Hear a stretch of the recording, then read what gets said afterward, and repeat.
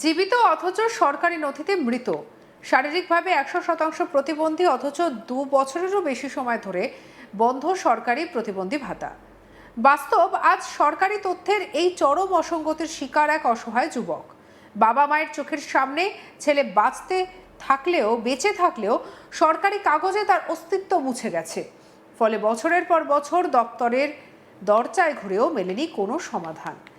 অসহায় বৃদ্ধ দম্পতির অভিযোগ, জীবিত ছেলেকে মৃত দেখিয়ে তার প্রাপ্য সরকারি সুবিধা বন্ধ করে দেওয়া হয়েছে। প্রশ্ন উঠছে, সরকারি নথিতে এমন গুরুতর ভুলের দায় নেবে কে? আর কবে ফিরবে একজন প্রকৃত উপভোক্তার ন্যায্য অধিকার? নদিয়ার কৃষ্ণগঞ্জের সত্যনগরের বাসিন্দা 36 বছরের রাজকুমার বিশ্বাস জন্ম থেকেই 100% প্রতিবন্ধী। বাবা 70 বছরের অশোক বিশ্বাস পেশায় দিনমজুর এবং মা 70 বছরের সুষমা বিশ্বাস সংসারের একমাত্র সন্তান রাজকুমার। পরিবারটির দাবি, তারা ভারতের নাগরিক এবং সমস্ত সরকারি নথিতেই তাদের পরিচয় রয়েছে। এসআইআর এর নাম রয়েছে, 2026 সালের ভোটার তালিকাতেও রাজকুমার বিশ্বাসের নাম রয়েছে। এমনকি তিনি ভোটাধিকার প্রয়োগ করেছেন, অথচ সরকারি নথিতে তাকে মৃত দেখানো হয়েছে। সেই কারণে গত বছরেও বেশি সময় ধরে বন্ধ রয়েছে তার প্রতিবন্ধী ভাতা। বৃদ্ধ অশোক বিশ্বাস জানান, বারবার কৃষ্ণগঞ্জ পঞ্চায়েত, কৃষ্ণগঞ্জ বিডিও অফিস এবং কৃষ্ণগঞ্জ পঞ্চায়েত সমিতির দপ্তরে গিয়ে সমস্ত প্রয়োজনীয় নথি জমা দিয়েছেন। প্রতিবারই আশ্বাস মিললেও সমস্যার সমাধান হয়নি, বরং সরকারি কর্মীদের কাছ থেকে বারবার শুনতে হয়েছে তাদের ছেলে সরকারি রেকর্ড অনুযায়ী মৃত, তাই ভাতা চালু করা সম্ভব নয়। অশোক বিশ্বাসের অভিযোগ, তিনি কৃষ্ণগঞ্জ পঞ্চায়েত সমিতির সভাপতি কাকলি দাসের কাছেও লাইফ সার্টিফিকেট জমা দিয়েছিলেন, কিন্তু তাতেও কোনো ফল মেলেনি। কি বলছেন অশোক বিশ্বাস, শুনবো। সমস্যা হচ্ছে, আমার ছেলে হ্যান্ডিক্যাপ, রাজকুমার বিশ্বাস 100% হ্যান্ডিক্যাপ। সে হলো ভাতা ঝট করে দিয়ে কি আপডেট করতে যায়, টাকা পয়সা পাচ্ছে না। তা কাকলি বিশ্বাসের কাছে একটা জমা দেওয়া হলো, সে জমা দেওয়ার পরে আর তাতেও কিছু হলো না। তারপরে শুনলাম যে মৃত্যু ঘোষণা। এই মৃত্যু ঘোষণা হওয়ার পরে আর আমরা টাকা পয়সা কিছু ঢোকানো 2 বছর ধরে। এখন আমার ছেলেটার টাকা পয়সাটা পাওয়ার ব্যবস্থা সরকারের কাছে অনুরোধ করি, বলা হচ্ছে। কাকুলি দাস থেকে কাকুলি দাস হলো পঞ্চায়েত সমিতির সভাপতি। কি বলছে তারা? তারা বলছে যে ও টাকা মৃত্যু ঘোষণা হয়ে গেছে, টাকা এখন আর ঢুকবে না। আপনারা কি চান? আমরা চাই, অন্য কিচ্ছু চাইনি। আমি চাই আমার ছেলেটা, আমার বয়স 70 বছর বয়স হয়ে গেল, আমারও চলার শক্তি নেই। আমার ছেলেটার ভাতাটা যদি রাজকুমার পায়, আমি এতেই সন্তুষ্ট। রাজকুমারের মা সুষমা বিশ্বাস বলেন, জীবিত সন্তানকে সরকারি নথিতে মৃত ঘোষণা করা একজন মায়ের কাছে সবচেয়ে বড় যন্ত্রণা। চোখের জল সামলাতে না পেরে তিনি বলেন, তার ছেলে প্রতিবন্ধী হলেও সে তারই সন্তান। কে বা কারা কিভাবে এই ভুল করলো তা তিনি আজও বুঝে উঠতে পারেননি।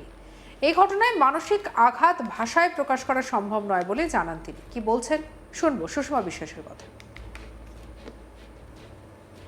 আমার ছেলে রাজকুমার বিশ্বাস, ও 2 বছর আগে ভাতা পেত, দিয়ে হঠাৎ আমি বিডি অফিসে গিয়েছি, হঠাৎ টাকা ওর বন্ধ হয়ে যায়। মানে ও কিসে ভাতা পেত? ও প্রতিবন্ধী ভাতা পেত, প্রতিবন্ধী 100% ভাতা, প্রতিবন্ধী। তা 2 বছর আগে ও টাকা পেত, তার হঠাৎ বন্ধ হয়ে গেছে। দিয়ে তারপরে আমি বিডি অফিসে গিয়েছি, দিয়ে তখন বলছে আপনার ছেলের কোনো কম্পিউটারের নাম নেই, মৃত ঘোষণা করে দিয়েছে। তা আপনার এই ছেলে জীবিত থেকেও মৃত ঘোষণা করেছে, তারপরে কি আপনি বিডিও অফিসে কাগজপত্র জমা দিয়েছেন? জমা দিয়েছি, বিডি অফিসে জমা দিয়েছি। সে একই কথা বলছে। আবার ফের আমার পাড়ার একজনাই বলছিল যে মেডিকেল করেন। সে আমরা মেডিকেল করেছি, করে সেখান থেকে একটা কার্ড এসছে, মানে পিওনি দিয়ে গিয়েছে কার্ড। সে কার্ডটা দিয়েছে, পেয়েছি। আবার সেই কার্ড নিয়েই বিডি অফিসে যেতে বলেছিল, সেইখানে সেই কার্ডটা নিয়েই গিয়েছি, তাও ভাতা পাননি? তাও ভাতা পাইনি। সে বলছে সে কার্ডটা দেখলোই না, সে যে দেখার উপযুক্ত সে দেখলোই না। আমাদের হোট করে মানে উড়িয়ে দিচ্ছে কথাটা।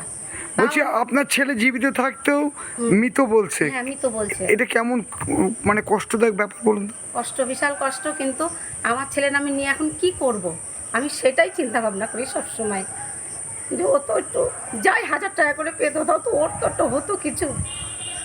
দিয়ে এইটাই আমার ছেলের সমস্যা। 2 বছর ধরে আমি গরিব মানুষ, আমি জন খেটে খাই, আমি ওকে দিয়ে কী করবো? এই 36 বছর বয়স ওর, এইটাই আমি সবসময় বলি। ঘটনাটি নিয়ে বিজেপির নদিয়া দক্ষিণ জেলার সম্পাদক এবং কনভেনার অমিত প্রামাণিক বলেন, বিষয়টি তারা খতিয়ে দেখছেন। বৃদ্ধ দম্পতি একাধিকবার বিভিন্ন সরকারি দপ্তরে গিয়েও সমাধান পাননি। তিনি দাবি করেন, বিষয়টি কৃষ্ণগঞ্জ পঞ্চায়েত সমিতির বিরোধী দলনেতা গৌতম ঘোষকেও জানানো হয়েছে। নতুন প্রশাসনের কাছে তাদের আবেদন, দ্রুত রাজকুমার বিশ্বাসের সরকারি নথির ভুল সংশোধন করে প্রতিবন্ধী ভাতা চালু করা হোক। কি বলছেন অমিত প্রামাণিক, শুনব।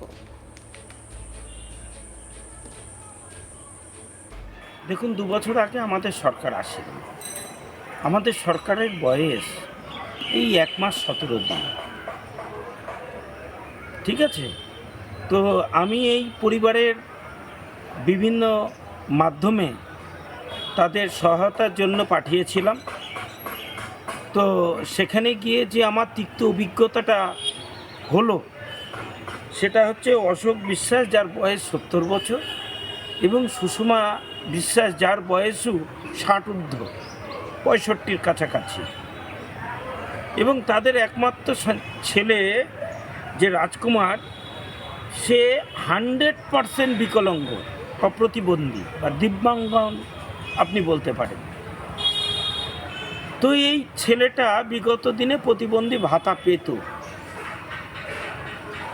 তার পরবর্তীতে সেটা রিনিউয়াল করবার জন্য পঞ্চায়েত সমিতির সভাপতির কাছে বারংবার তেনারা কাগজ দিয়েছে, এবং কাগজটা নিয়ে গিয়ে তিনি পঞ্চায়েত সমিতিতে বা বিডিওতে কোথায় কি জমা করেছেন, না আদৌ জমা করতে ভুলে গেছেন, এটা সম্পর্কে তিনারা কোনো সঠিক বা সদুত্তর দিতে পারল না। তিনারা এ পর্যন্ত তো অন্তত একটা নতুন অজন্তা হাওয়াই চটি কিনে তার বাড়িতে এবং বিডিও অফিসে হাঁটতে হাঁটতে খুইয়ে 10 পয়সা করে ফেলেছে। তাই এই তো ছিল ওই সরকারের ব্যবস্থা, গরিব মানুষকে শোষণ করো, প্রয়োজন হলে পরে মেরে দাও, এই মানসিকতা। আমি জানি না ওই পয়সাটা অন্য কোনো খাতে ব্যবহার করেছে কিনা। পঞ্চায়েত সমিতির সহ সভাপতি অনুপ দাস কি বলছেন, শুনবো। বিষয়টা তো খুবই খারাপ, কারণ একটা প্রতিবন্ধী মানুষ যে 100% প্রতিবন্ধী, তার একমাত্র সহায় বা অবলম্বন এই ভাতাটা, সেটা বন্ধ হয়ে যাওয়া কী কারণে হয়েছে বিষয়টা নিয়ে খোঁজ নিতে হবে, এবং আমরা চাইছি যে ওই ব্যক্তি দ্রুত আসুক, আমার পঞ্চায়েত সমিতিতে আসুক, আমরা তার কাগজপত্র নিয়ে বিষয়টা আমরা দেখবো এবং তার অতি সত্ত্বর যা ভাতাটা চালু হয় সে ব্যবস্থা করার চেষ্টা অবশ্যই করব। সঙ্গে রাখুন আজ তাক বাংলাকে, সাবস্ক্রাইব করতে ভুলবেন না।